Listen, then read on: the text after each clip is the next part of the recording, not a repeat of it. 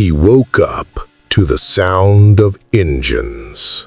Not one, not 10, hundreds.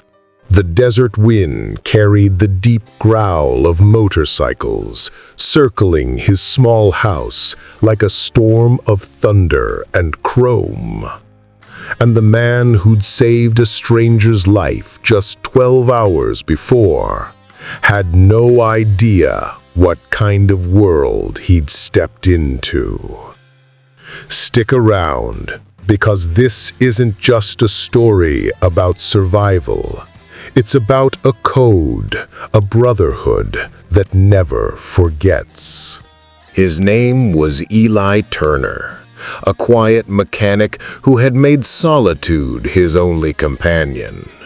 He lived in a small wooden house planted deep in the Nevada desert, where the sun hit so hard it felt like time itself stood still, and the wind whispered through rusted metal like an old ghost mourning what was lost.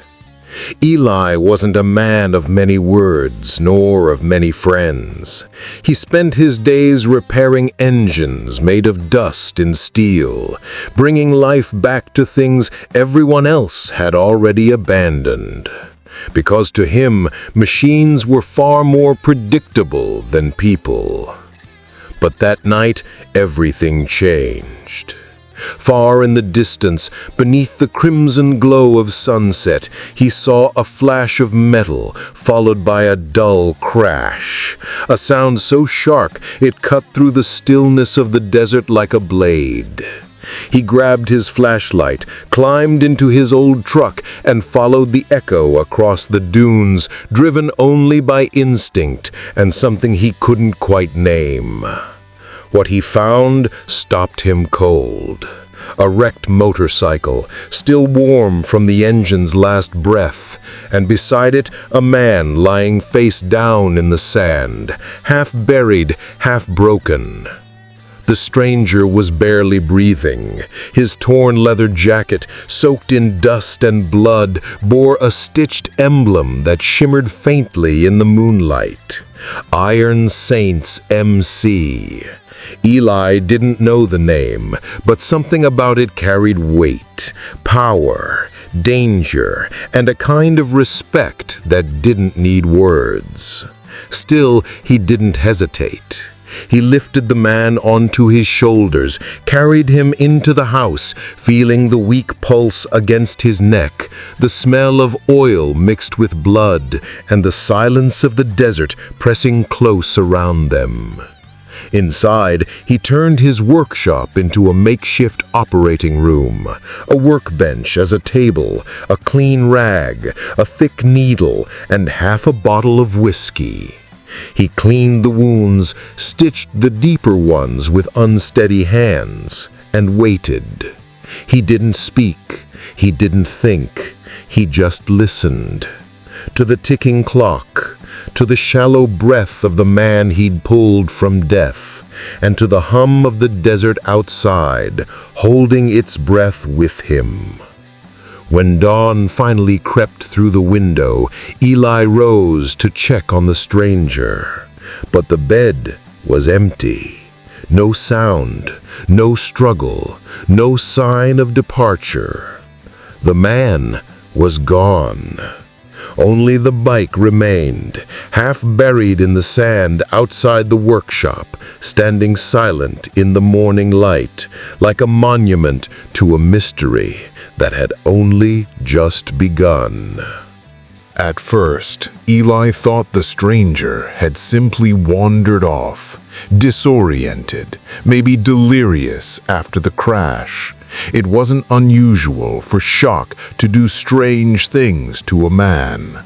But as the hours stretched and the desert heat began to rise, a feeling of unease started to coil around his gut, slow and heavy, like a storm gathering somewhere he couldn't see. He stepped outside, the silence pressing down on him. The sun was brutal now, turning the sand into a mirror that blinded the eyes and burned the skin. Near the edge of his property, he noticed something. The faint impression of tire tracks, deep and fresh, heading east toward the open dunes. He followed them for a few yards before spotting something else. Small drops of blood, dark against the pale sand, like breadcrumbs leading to nowhere. But then the trail stopped, just vanished halfway across the desert floor, as if the man had been swallowed by the earth itself. That's when Eli froze. The wind shifted, and from somewhere far beyond the horizon, he heard it. The distant hum of engines. Not one, not two, dozens. The sound grew heavier with every second, the air vibrating in his chest before the first wave of dust appeared in the distance. The ground began to tremble beneath his boots, and the echo turned into a deep, rolling thunder, engines growling in perfect unison, a mechanical heartbeat of something powerful and deliberate coming his way. Birds scattered from the rocks. The wind carried the scent of gasoline and burnt rubber. Eli shielded his eyes, squinting into the glare of the sun as the first silhouettes emerged over the ridge. Black leather glinting under the light, silver skull patches shining like armor. They came in formation, side by side, engines roaring as they descended the slope. The Iron Saints. And the moment Eli saw their faces, he understood one thing with absolute clarity. They weren't coming to thank him. The first rider came to a stop just a few meters away. The roar of his engine cutting abruptly into a suffocating silence. Dust swirled around him as he swung a heavy leg off the bike, his boots sinking into the sand with a slow, deliberate crunch. The name patch on his leather vest read Reaper, white letters against black leather, stark and final, like a gravestone. He removed his helmet with calm precision, revealing a face carved by years of road and rage, eyes dark and steady, like he'd seen too much and felt too little. For a long moment, he said nothing.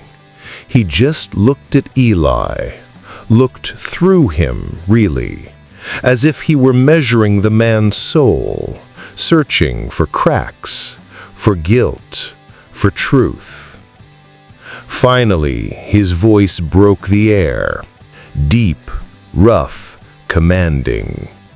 "You helped one of ours. Now you're part of this."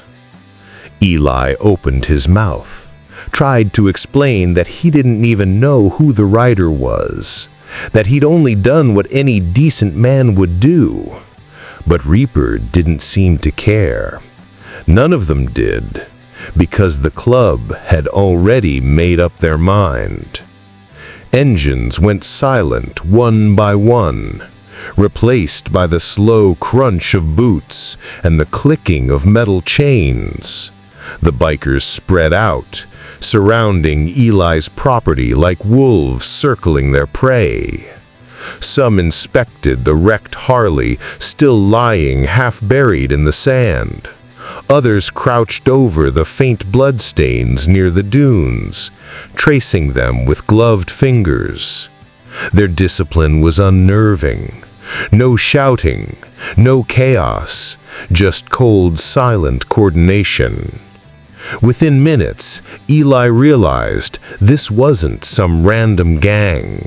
It was a machine, precise, dangerous, and every man there knew his role. Then Reaper turned back toward him, pulling a cigarette from his pocket but not lighting it. His gaze was steady, his tone like gravel. "The man you saved wasn't just a saint. He was our vice president. Someone tried to take him out." Eli felt his stomach tighten. The words hung heavy in the air, heavier than the heat, heavier than the silence. "The club thinks you might know who did it, and until we find the truth," he let the sentence die there, unfinished. But the meaning was crystal clear as the circle of bikes tightened around Eli's home. "Until we find the truth, we're not going anywhere." If you're still watching, hit subscribe, because what happens next will change the way you see loyalty forever. Night fell over the desert like a curtain of ink, swallowing the horizon in absolute black.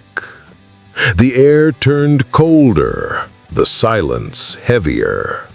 The only light came from the Iron Saints' bikes, headlights arranged in a perfect circle around Eli's house, beams cutting through the darkness and painting the dunes in sharp lines of white and shadow. The engines idled low, growling softly like beasts waiting to be unleashed. Eli stood in the middle of it all, the center of a storm he didn't understand. The tension was thick, electric, every man alert, every hand close to a weapon. Even the wind seemed to pause, listening. Then, a sound broke the stillness. A distant roar. Not the deep, rhythmic thunder of Harleys, but something harsher, uneven, mechanical in a different way.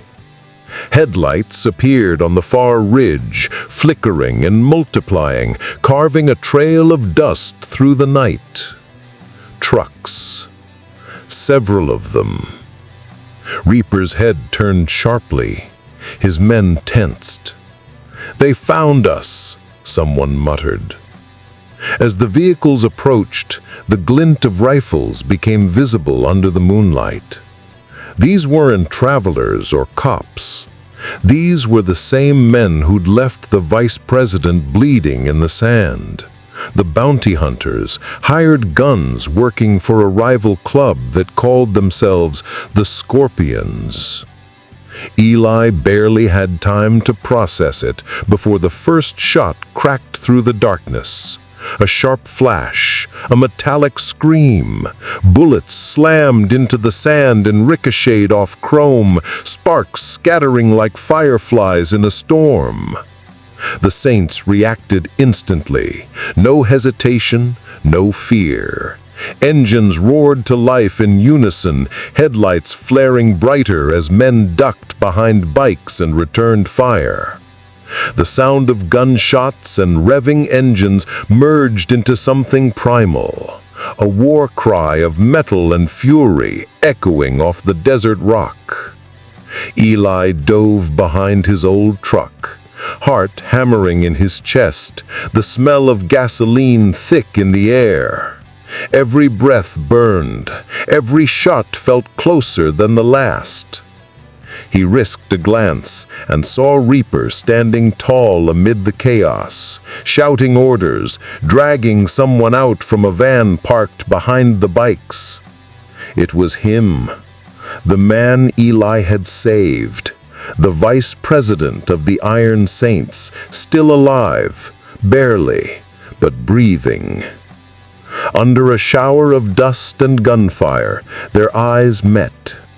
The biker's face was pale, streaked with blood, but his voice was raw and alive.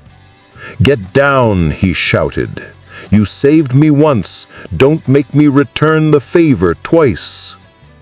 Then another explosion lit the desert sky, and the battlefield of sand and steel descended into pure, blinding chaos. By the time the first light of dawn crept over the horizon, the desert had fallen silent once more. The gunfire had stopped. The echoes had faded. All that remained was the low hiss of cooling engines, the drifting smoke from burned-out trucks, and the heavy scent of oil and dust lingering in the morning air. The scorpions were gone. Some fled, some didn't, and the Iron Saints had prevailed. Eli stepped out from behind the twisted remains of his old truck, blinking against the rising sun. The sand was scarred with tire marks, bullet shells, and shadows of what happened just hours before. It looked less like a battleground and more like a memory, one the desert would soon swallow whole. Reaper approached slowly, his jacket torn open, streaked with sand and blood. His expression had changed. The hard, unyielding look was gone, replaced by something quieter. Respect, maybe. Even gratitude. He stopped in front of Eli and stood there for a moment, silent, before extending his hand. You didn't just save a man. You saved a brother. Eli didn't know what to say. He just nodded, shaking the man's hand as the morning wind swept through the wreckage. Around them, the saints began to move, checking their bikes, gathering their fallen, loading weapons back into saddlebags. No cheers, no celebration, just quiet efficiency. They had done what they came to do.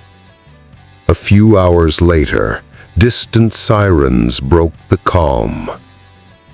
Law enforcement had finally been alerted by the echo of gunfire across the desert. When the police arrived, they found shell casings, burnt vehicles, and a man named Eli Turner standing alone in front of his house. But of the bikers, there was no sign. No one spoke about what had happened. Not Eli. Not the townsfolk who saw the smoke rising that morning.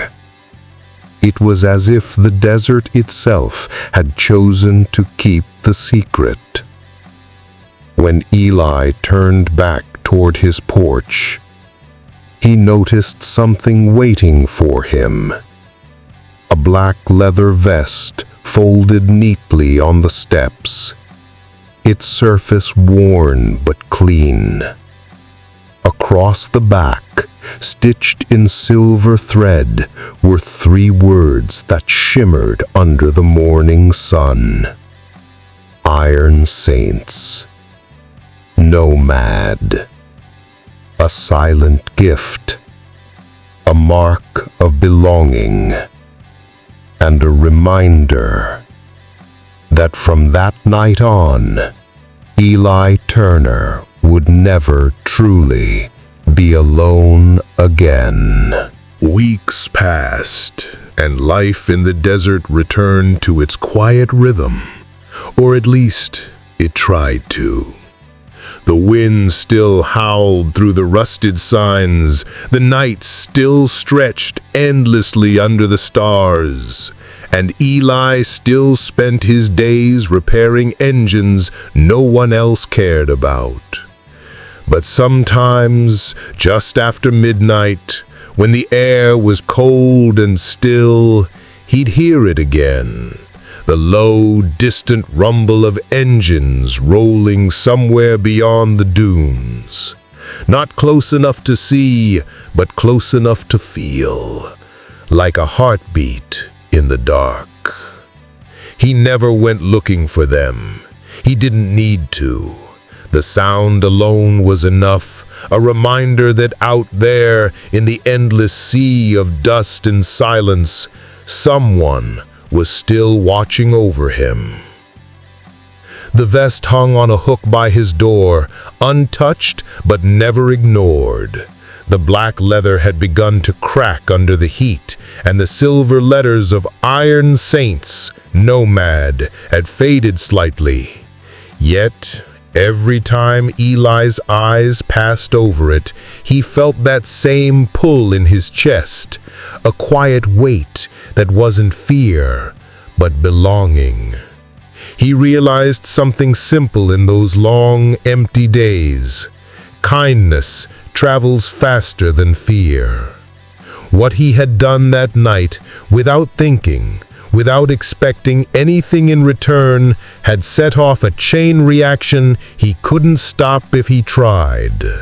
One act of humanity in a place built on survival had echoed across miles of barren land like thunder chasing the storm. Because out there, beyond the reach of city lights and rules, brotherhood doesn't need words. It doesn't ask for promises or explanations. Just loyalty. And a full tank of gas. This was just one of the countless stories buried beneath the dust of the open road. Stories of loyalty, justice, and the kind of honor most people stopped believing in. Subscribe to Hell's Road and ride with us through the next true legend of the Brotherhood.